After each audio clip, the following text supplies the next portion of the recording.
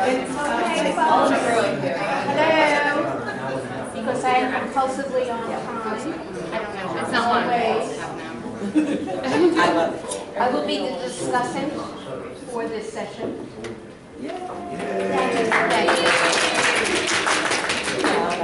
Okay. I would like to introduce Jerry Lynn Maples from cohort 19. Although I know her quite well, I'm going to read this anyway. Jerry Lynn is the Veteran Service Coordinator here at Union Institute University. She is the wife of Robert Maples, U.S. Army military police officer veteran, who is disabled due to his service in Operation Iraqi Freedom. She is also his caregiver.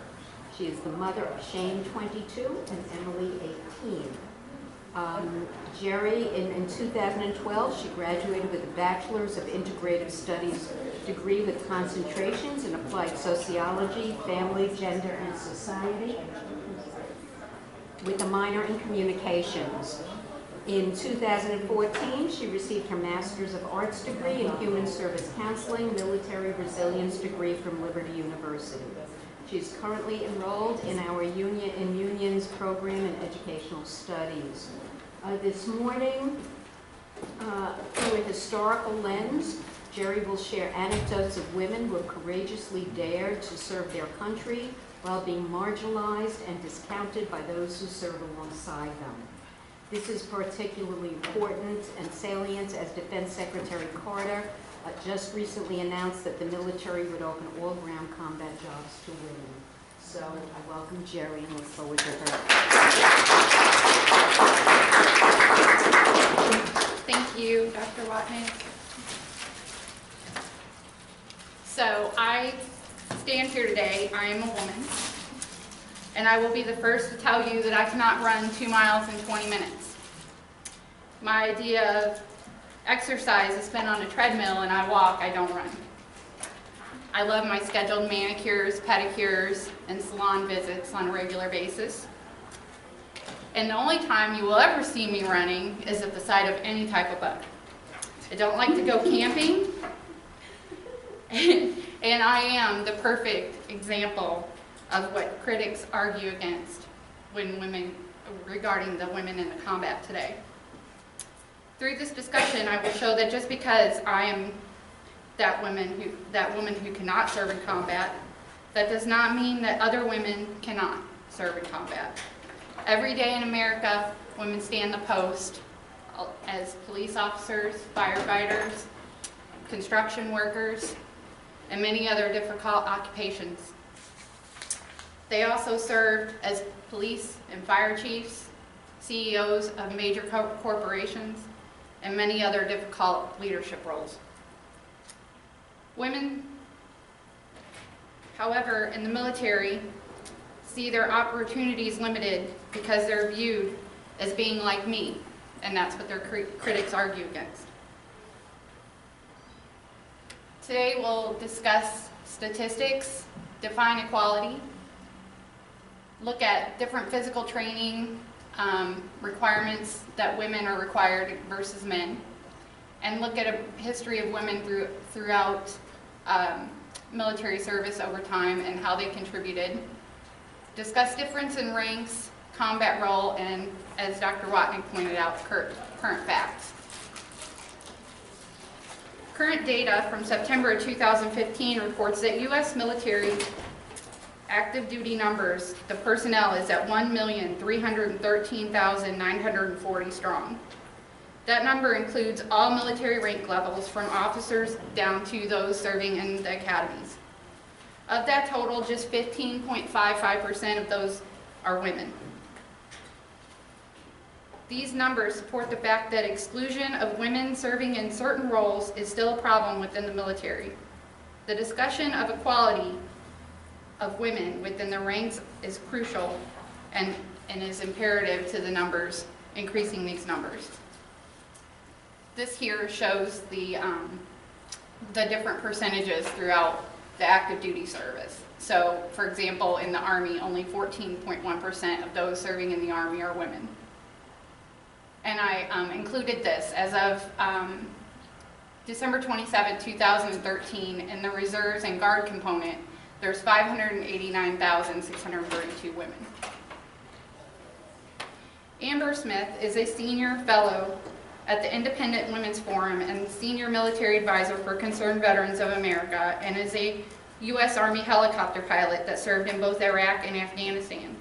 She defined equality as equality is the state of being equal, and equal is defined as being the same measure, quantity, amount, and number as another, the same standards, the same treatment, the same physical requirements, regardless of gender. Amber pointed out that for decades, women and men had equal but different physical standards. The militaries recognized that women and men have different physical qualities, and this is the belief that led to women being prohibited from a majority of combat roles. In a recent discussion with the former combat medic, he pointed out to me that a 5'2", 115-pound girl is not likely to drag a 6-foot-tall, 200-pound male with another 60 pounds of gear in the line of duty. And he pointed out that he witnessed this firsthand while doing his combat medic training. I do not dispute his argument. However, I do offer this. Let's turn the situation around. What about a 5'2", 115-pound male carrying a 6-foot-tall female who's 200 pounds with 60 pounds of gear? That's still going to be difficult, right? The only difference is he's a male, so that's not questioned. In another argument, a man is often taught to protect females. Therefore, in a combat situation, he's naturally going to place himself in harm's way to protect a female soldier. My argument to that is it doesn't matter about gender. A soldier is a soldier, so they're going to protect them no matter what. If I was capable and not getting my manicures and pedicures, I'm pretty sure that I would do the same thing. Here, this slide points out that in an age group of 17 to 21, a male and a female have different standards. A male has to do 35 push-ups, where a female only has to do 13. That's a significant difference if you look at that. Throughout history, women have also been taken as prisoners of war, and you can see here those numbers. As of December 27, 2013, there was 1,853,690 women veterans. So throughout history, women have contributed and answered the call to serve. Dating back as far as the Revolutionary War, women have accompanied men into the battlefields. Oftentimes, they followed their husbands. They served as laundresses, cooks, nurses, and oftentimes they had to have permission from their commanding officers. This here is the first ever known woman to join the military, Deborah Sampson. Deborah Sampson followed her husband along to the Revolutionary War. She didn't, I'm sorry, I got her mixed up. At the age of 21, she enlisted in the 4th Massachusetts Regiment of the Continental Army during the Battle of Bellingham. The most important factor about Deborah Sampson's enlistment is that she enlisted as Robert Shurtleff, a man. Sampson served for a total of 18 months. During her time in the battle, she was wounded and treated her own injuries. She did that so that her gender was not discovered. Later on, she developed a fever in the city of Philadelphia, and a doctor discovered that she was a female. She was honorably discharged on October 25th, 1783, and she went on to marry and have 3 children. In a letter sent to Congress on her behalf in 1804, on behalf of Paul Revere, she started getting a pension of $4 a month. Later on in her life, she traveled through New England and New York lecturing on her experiences in the military, and she always wore her uniform. Molly Pitcher. She was born in 1754 in Trenton, New Jersey, and grew up in Carlisle, Pennsylvania. She accompanied her husband to war during the Revolutionary War. In extreme heat, she began watching soldiers fall, and she started carrying them pitchers of water, and that's how she became known as Molly Pitcher. She showed courage when her husband became wounded, and she took over his duties at his cannon. And that was in 1778 at the Battle of Monmouth. Through courage that she faced heavy enemy fire, however, without her contributions, the battle would have been lost. It was then she went on being known as Sergeant Molly. Margaret Cochran Corbin. She became orphaned at the age of 5. And later on, she married John Corbin in 1772. In 1775, her husband joined the militia.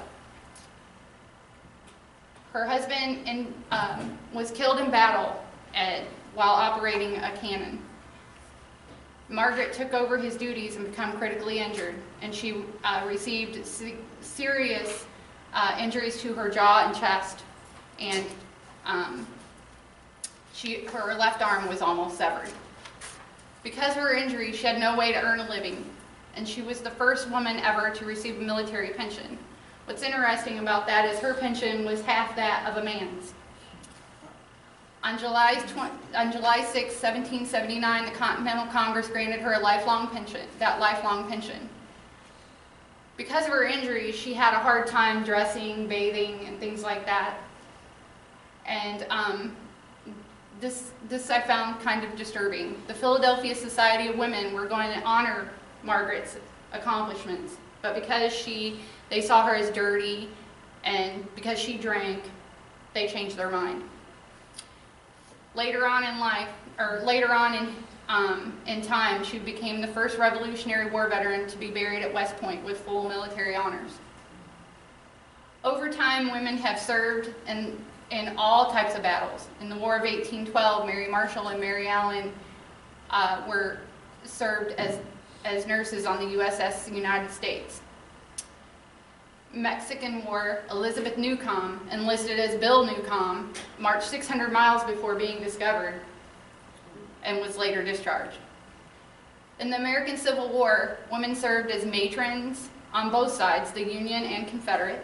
They served as nurses, cooks. Wealthy women helped fund permanent hospitals, and Dr. Mary Walker became the first woman to ever receive the Medal of Honor. Women served as spies, and they also continued to disguise themselves as men. During the Spanish-American War, 1,500 civilian women served as nurses in army hospitals, and hundreds served as support staff. And if you'll notice here, they served as spies and kept disguising themselves as men. Women in World War II were finally allowed to join the military. Over 33,000 women served as nurses and support staff, and 400 nurses died in the lines of duty. During World War II, more than 400,000 women answered the call to serve, both home and abroad. They served as mechanics, ambulance drivers, pilots, administrators, nurses, and other non-combat roles.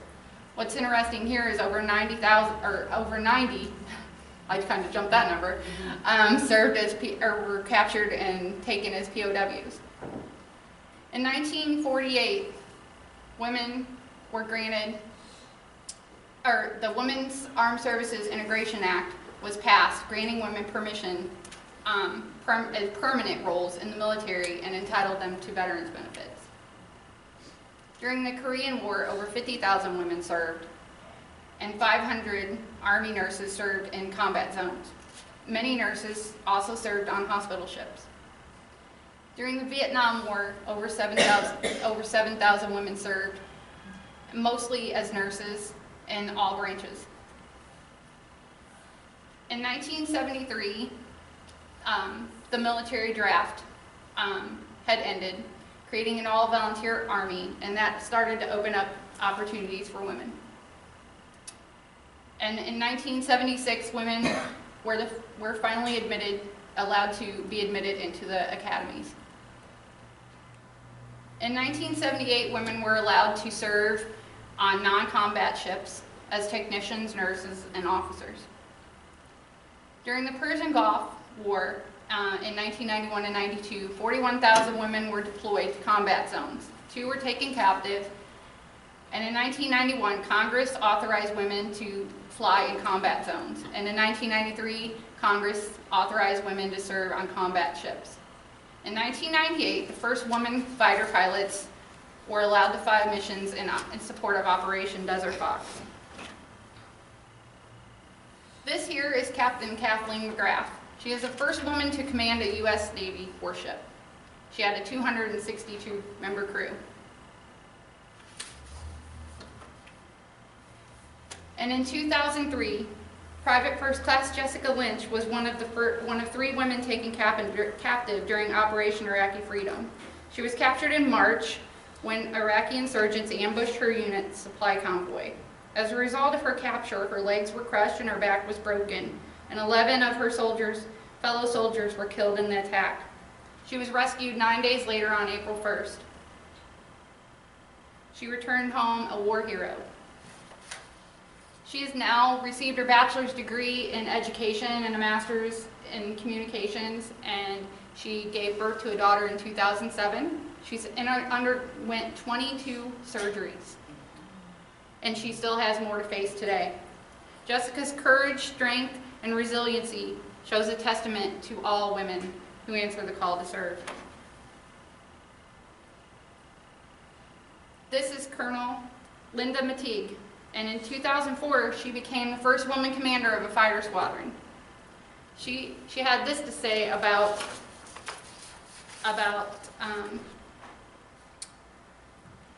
her being a pioneer, because people were calling her a pioneer. Colonel Mateague said, "I know this is something unique and something that perhaps a lot of people are excited about and interested in, because it opens paths and opportunities for them that hadn't been thought about before, or that they can now do realistically. It's not just a dream for them now."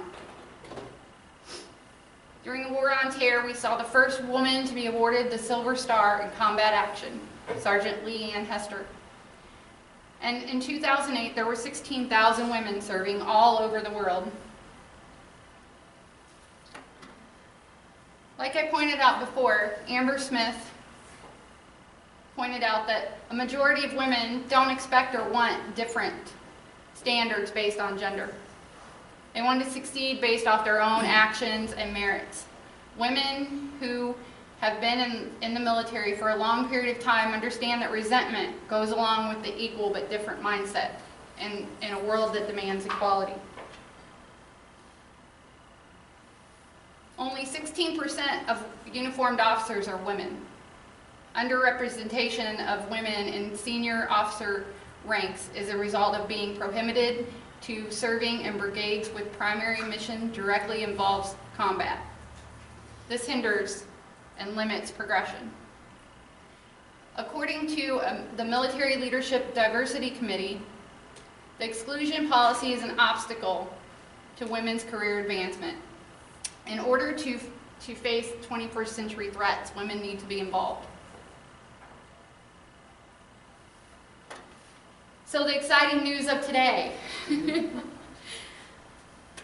Captain Kristen Griest and First Lieutenant Shay Haver are the first women to successfully complete the arduous training of the U.S. Army Ranger School. The class began in April of 2015, and it started out with 381 men and 19 women. It lasts for 62 days. Over the course, 94 men and 2 of the 19 women successfully finished, and that was Captain Kristen Griest and First Lieutenant Shay Haver. This was the first time the school had ever opened the course to women and was on a trial basis. However, here's the problem. Despite finishing the class, these 2 women are not allowed to join or apply to join the 75th Ranger Regiment an elite special operations force. Here is Captain Kristen Grease and First Lieutenant Shay Haber. I had a video, but I don't think it's going to work. So if anybody wants the link to it, please let me know.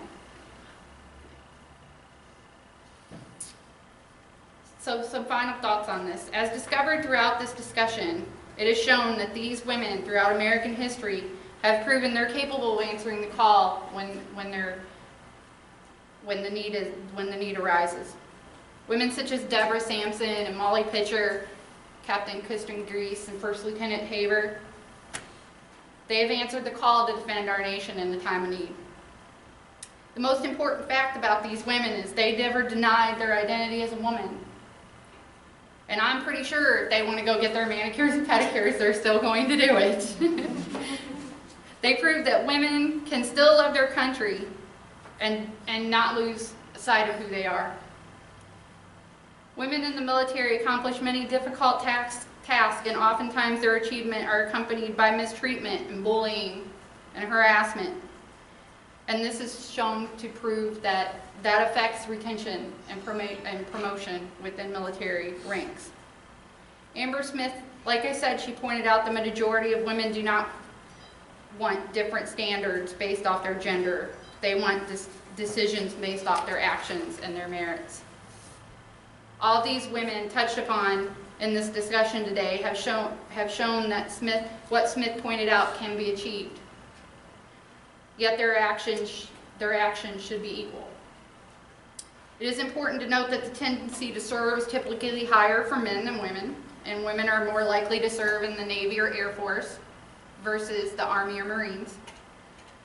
In an ongoing discussion of opening combat roles to women, the question arose whether they had a desire to serve in combat. In 2013, they did a survey, and 22% of the women in that survey had reported that they had a moderate to very interested range level when it comes to combat. I'll close on this thought. America is built upon diversity, and its military should display the same qualities which it stands to defend. Strides have been made in an effort to continue this discussion. Women will one day obtain equality, and like it was reported, combat is open to all women today. And they're currently, as of yesterday, I checked, and as of yesterday, the Defense Department is working on those plans to make that happen. Thank you.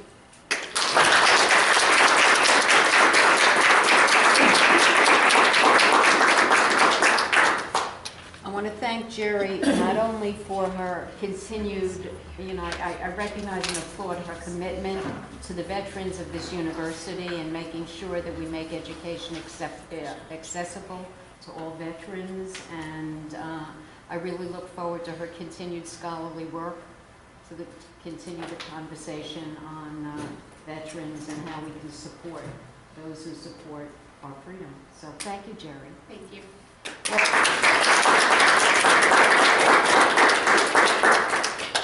What I'd like to do is hold off questions to the end, if you don't mind. Di, is it Cavadas or Cavadas? Cavadas. Very good. Now I ask her. I've known her for 8 months or so. Or a year, actually. Di is a member of Cohort 18. She studied classics at University of California, Irvine. Okay. Her concentration has been on the study of the origins of Western civilization and culture. She has her master's in ancient and classical history from American Public University. She continues a humanities concentration with a major here in humanities and culture. Di is a native of Southern California, woo-woo. Her family being of many generations in Los Angeles. Di's work, mostly personal narrative, has been in several publications. Her current work towards her dissertation is research on the culture of early Los Angeles. This morning, Di will share the stories of women who challenged and pioneered conceptions of leadership and gender norms in 19th century Los Angeles. And where's Mary? I will supposed go to be a get tough her. person to set me up.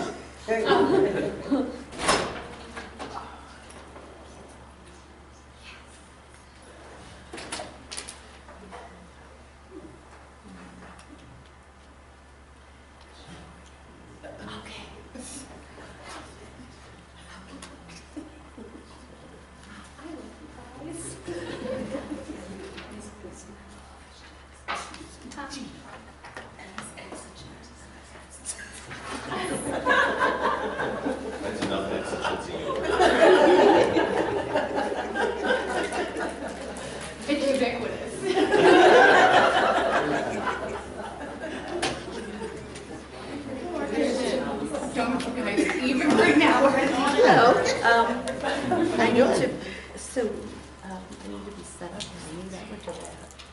Can I use the clicker if I'm hooked up like that, or can I We not? can, it'll just take a second to, because it'll have to install drivers. Oh, well, then I can just. It'll just take a second. Okay. So we're done with this, correct? Yeah.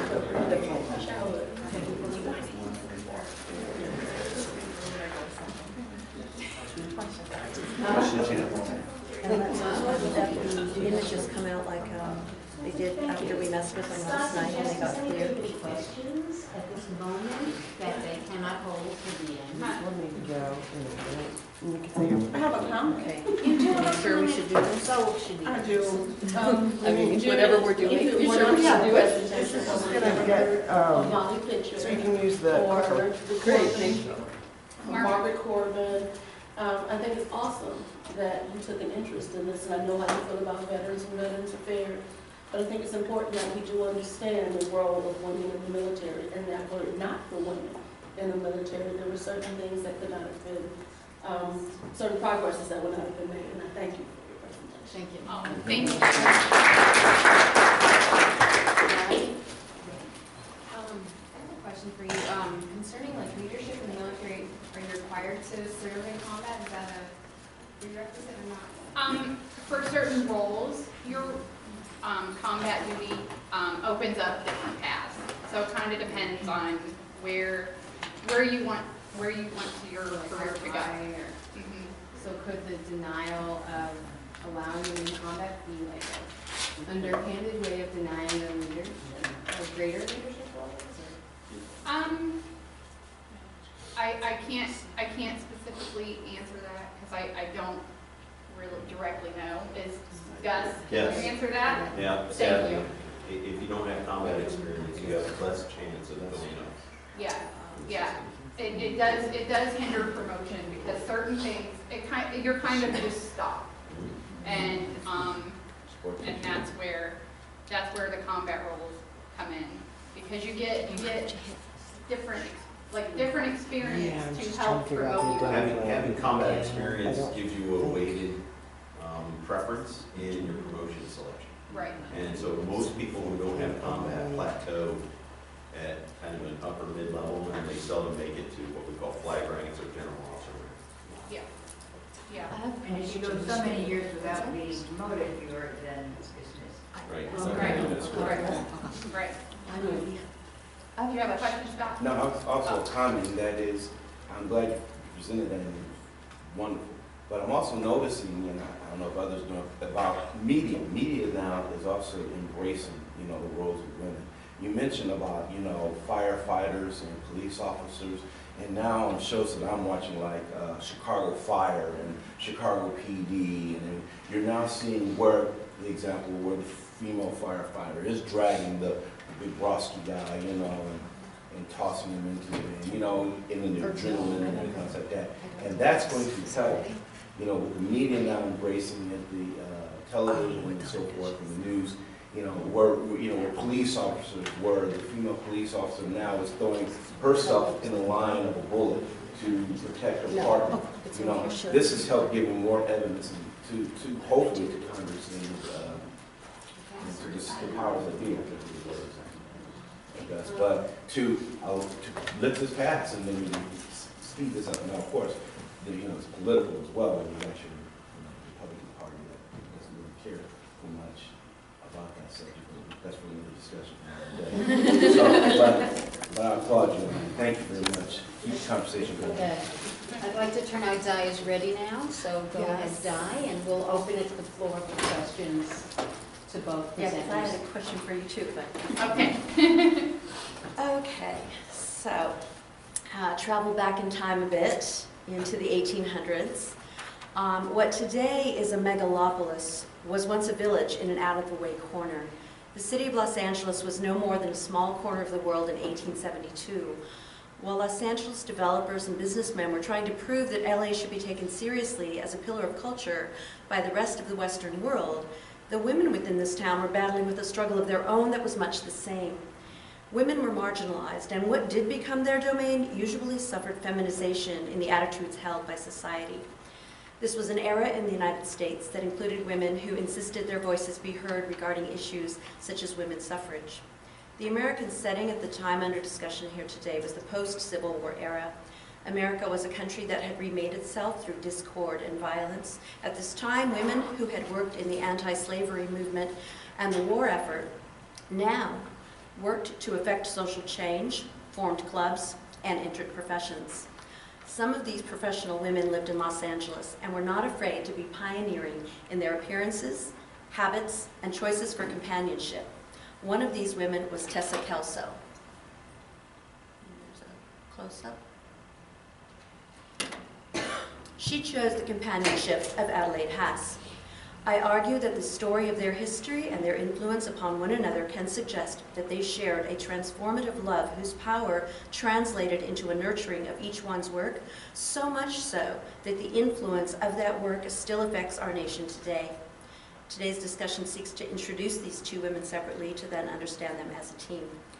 Los Angeles was an out-of-the-way outpost tucked away from much of the rest of the Western world.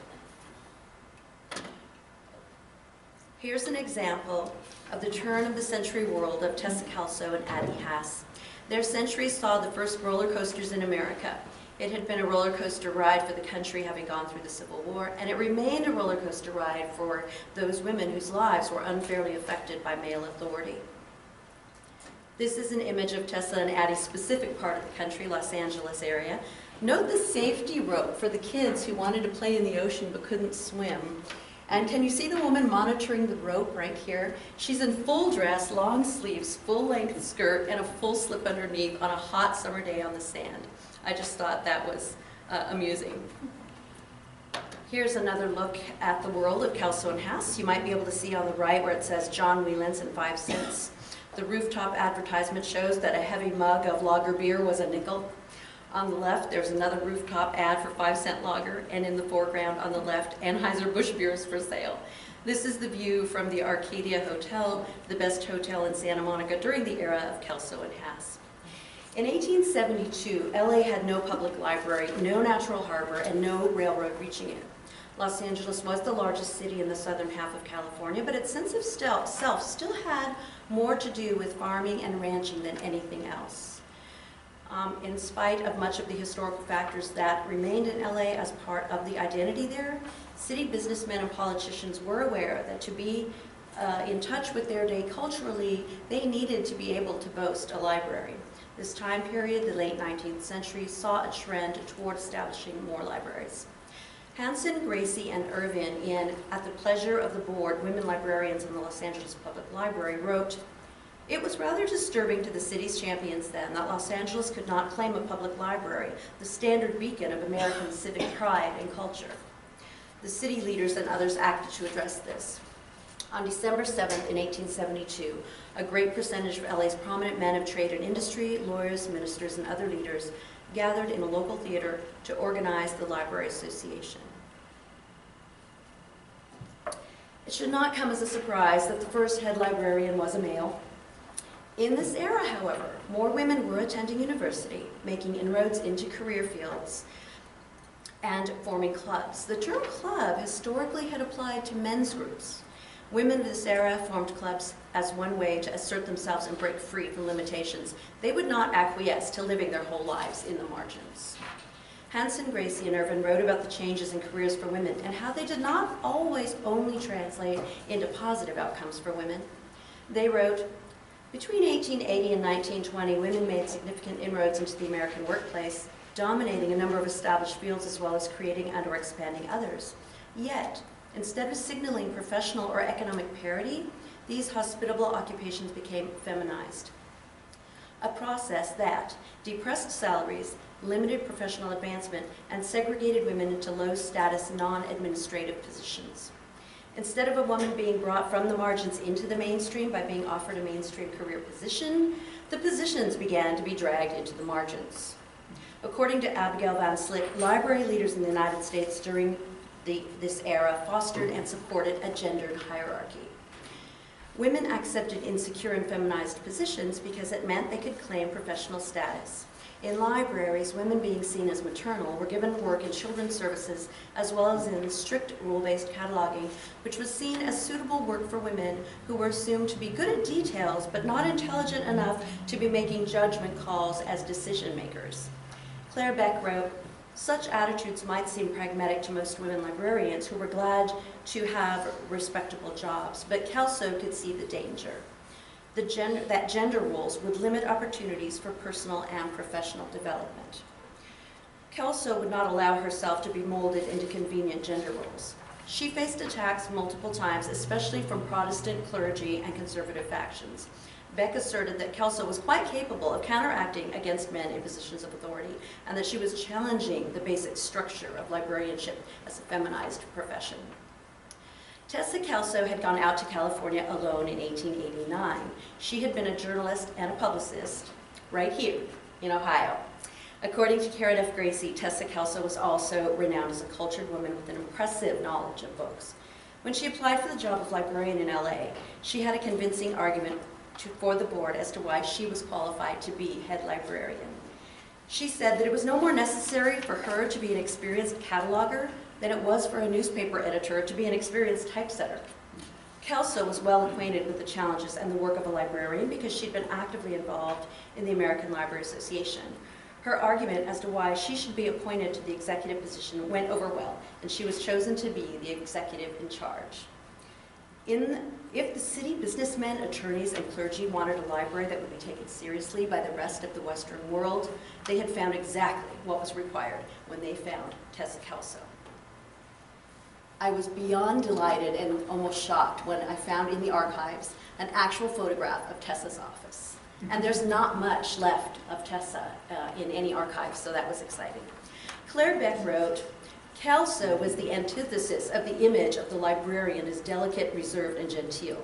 Cheerfully unconventional, Kelso smoked, wore her hair cut short, went hatless, and never hesitated to express her opinions. Beck called her exuberant and thought her quintessentially Californian, that is, as someone in search of a new way of life. In a blog about Kelso entitled, Tessa Kelso, Sinful City Librarian, James Sherman referred to Kelso as one of the most colorful librarians in city history who battled with the moralistic mugwumps of fin de siècle Los Angeles. One of the battles Kelso had to endure came when the library, doing a good job at expanding its collection, acquired many French books. Several months after this acquisition, a reporter for the LA Examiner found and brought to the attention of the community a French book of questionable morality. He claimed that he had translated it and found it to be immoral. The newspaper story came to the attention of Pastor J.W. Campbell of the First Methodist Episcopal Church. Pastor Campbell latched on to the shocking news and commenced to bring the topic of the sinful librarian to his congregation during services. Never mind that Kelso did not read French and had not selected the book. The pastor offered up the following prayer. O Lord, vouchsafe thy saving grace to the librarian of the Los Angeles City Library, and cleanse her of all sin, and make her a woman worthy of her office. This, of course, implied that she was not worthy of her office. The pastor had tarnished the good name of Tessa Kelso. James Sherman asserted that Kelso had a confidence like steel from her work as a publicist and a journalist. He wrote, Miss Kelso wasted no time in nipping this public scolding in the bud in the modern California way. She sued. And here's an image of the actual newspaper on Saturday, August 25th, 1894, about the sensational suit brought by Tessa Kelso for $5,000 in damages from the pastor. Kelso was victorious in this lawsuit. Kelso knew how to fight her own battles, but she also knew which boundaries were to be respected in order to win the support of many of the women of her day. These were women who were influential, usually being from families active in the community. These were educators, such as many teachers, individuals active in clubs, and those in women's congresses. Kelso herself was also an active member of the Southern California Historical Society. Beck wrote, she was a pioneer in historic preservation who deserves credit for starting the movement to save the California missions. The significance of that is quite important.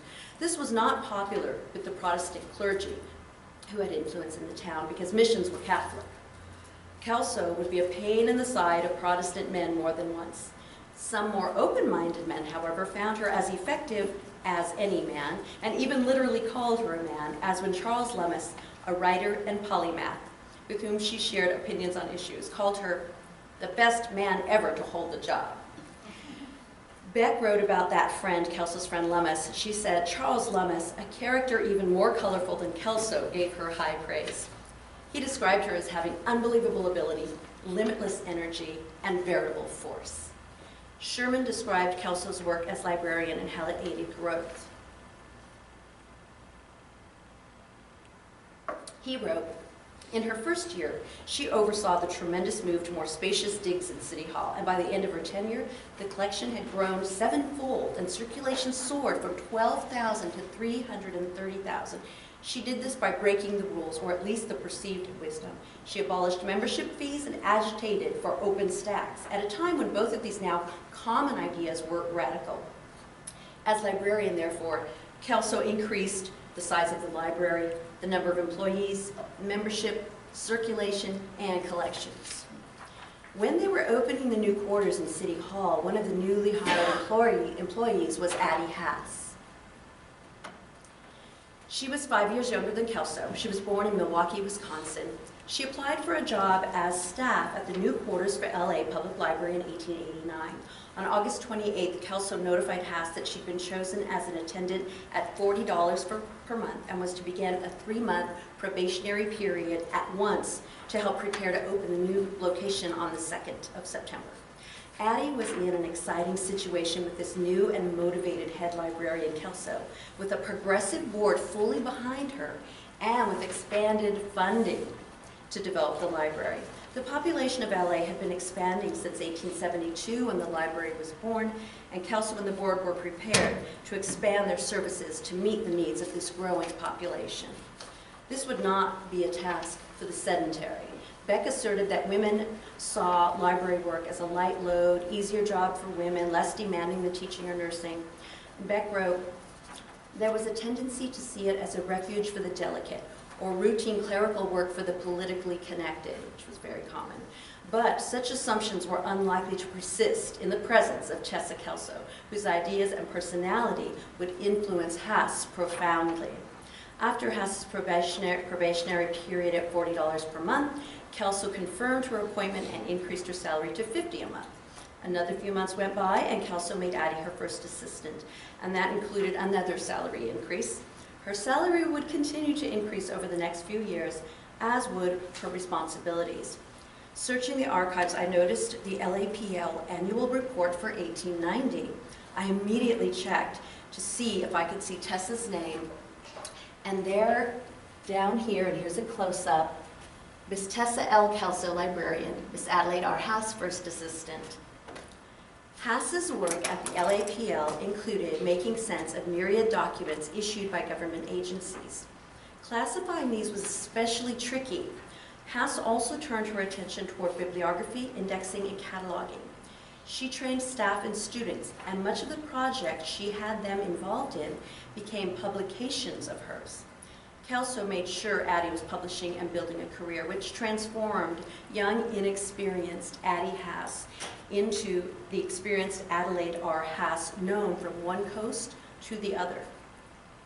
One of several publications she produced at LAPL of special significance to her career was her checklist of Agriculture Department publications. This would foreshadow future accomplishment.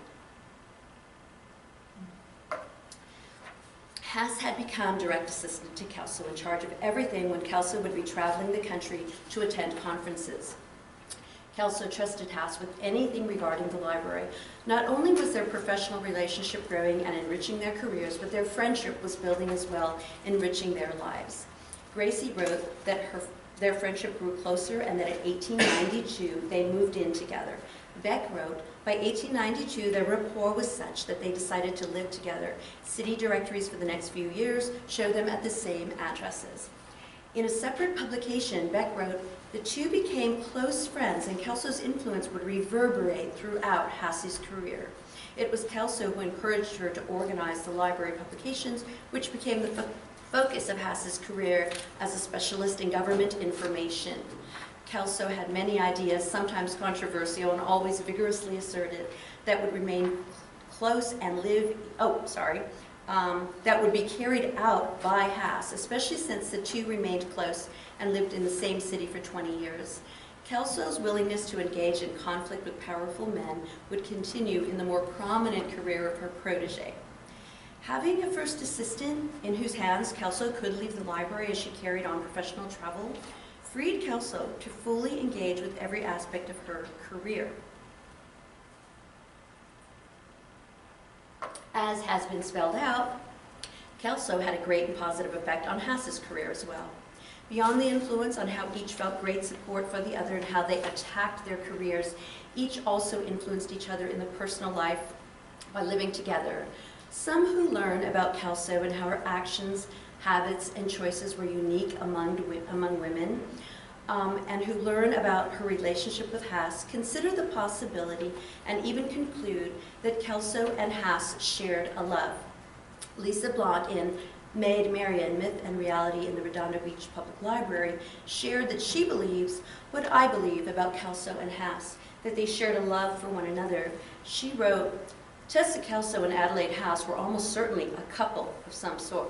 Kelso was by 1892 living with Haas, and it hardly seems credible that in 1895 Haas would quit the LAPL, where she'd worked since 1890, solely on the basis of mere friendship or collegial fellowship. Was a local clergyman's objection to a particular French book upon the library shelves code for other French activities that Kelso may have been engaged in? The situation that Lisa Blount referred to in the preceding quote that led Haas to quit LAPL began when there was a replacement of the library board. In 1895, there was a change of that board that had been great supporters of Kelso's. Now a new and more conservative board took charge. The new board began to play games with Kelso's career, which led her to resign. Haas resigned along with her. Kelso decided to go back east. Haas did too. In 1895, by coincidence, an act of Congress created the position of Superintendent of Documents. The first to be appointed to this position was Mr. Francis Crandall. The accumulated hoard of government publications and documents that he faced was a veritable nightmare. Francis Crandall turned to Adelaide Haas to face the nightmare, appointing her our nation's first Superintendent of Documents librarian. Now a developed professional known in her field, Haas began her position back east by facing the monster that was the randomly scattered piles of documents. These papers were stuffed into drawers and shelves in some buildings and into closets and storage rooms in others. With a staff of only 3 catalogers, Haas worked her magic. Within 6 weeks, nearly 300,000 documents, including duplicates, had been organized and classified. The classification system she developed to deal with the nightmare is, in an expanded form, still in use by the United States government today. James Cameron wrote, "It was at this time that Haas developed the classification scheme that forms the basis of the one still in use at GPO today." In conclusion, when Tessa Kelso discovered Addie Haas, she had found an assistant and partner in running the library who was brilliantly dedicated to library science. She'd also found a companion, though that happened over time. Their relationship, both public and private, was not only nourishing to Kelso's career and dedication to her work, but also transforming to young Addie's career and career potential. Kelso gave Haas every professional opportunity to build a brilliant resume. Young Addie Haas became accomplished Adelaide R. Haas, renowned in her field. This transformative love nourished these 2 lives and powered their work so completely that some of that work still benefits American society today.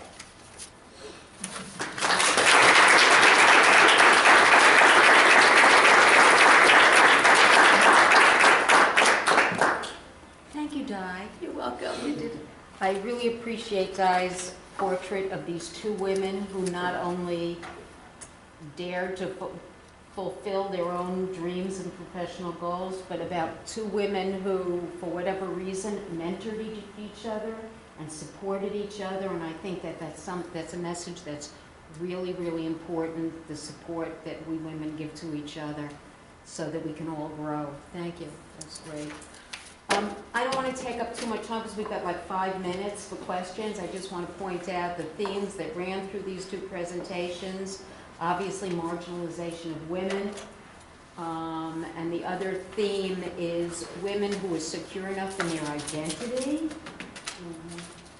to buck everything. I'm not using that word I said I was going to use, Jerry. Women who dare to stand up and fulfill their own visions for themselves and open the door for all of us who follow. So thank you. Questions? I had a question for Jerry before I get to Di.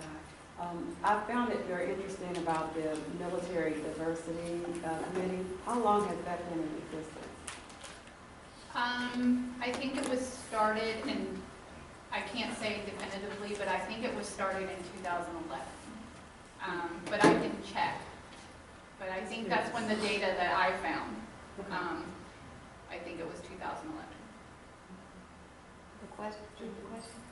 Yeah, Di, what happened to, what is the end career of Elsa? So Kelsa went on to work at Charles Scribner's Sons, and then after that, I believe it was Baker and Taylor Publishing. Oh, and she also wrote a women's column, I think it was the Washington Post, where she wrote a women's column about working women for years.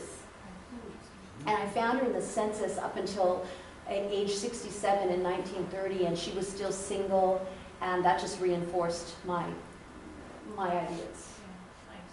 I have a question for Jerry. Has the U.S. military ever looked at the fact that there are other nations that have women in combat, like Canada and Israel and other European nations? I mean, have they ever looked at that? That is actually, I found a lot of that to support the decision that they made today. Because, like you said, Israel and many other countries do. As a matter of fact, I think Israel, they're required to serve. Yeah. So that was all supported, and I think played a factor in the ultimate decision. Thank you. And if you're interested in seeing the video, you can find Jerry outside afterwards, and she'll be glad to share the link Yeah, with you. it was from CNN. It was highlighting the two women who from Ranger School. Yeah. Well, I thank both these presenters for an excellent presentation. Are there any other last questions before we? Yes. Do you know what the options are for the two women who completed? I think that's in the planning stages now. So hopefully they will be able to go on and apply to the Ranger School. But like I said, they're mapping out that they just opened it up, so they have to have a plan on how they're going to integrate it. So I had a question for Di. Do we know when? Obviously, these two women were kind of pioneered for librarians and the role in the library. And now it's kind of like women are like seen as the dominating librarians. Do we know when that like changed or?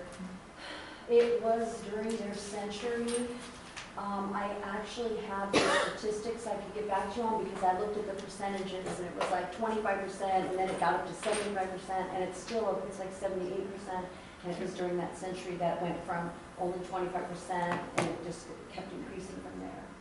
So they obviously they were like the key role. They were part of that Yeah. change that was happening and they made a big difference in the Yeah. field with their strengths. That's awesome. Thank you very much.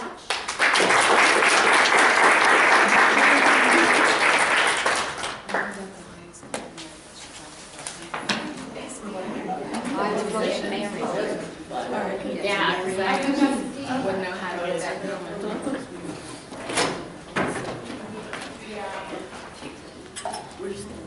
Yeah. Because Gina's getting ready to go.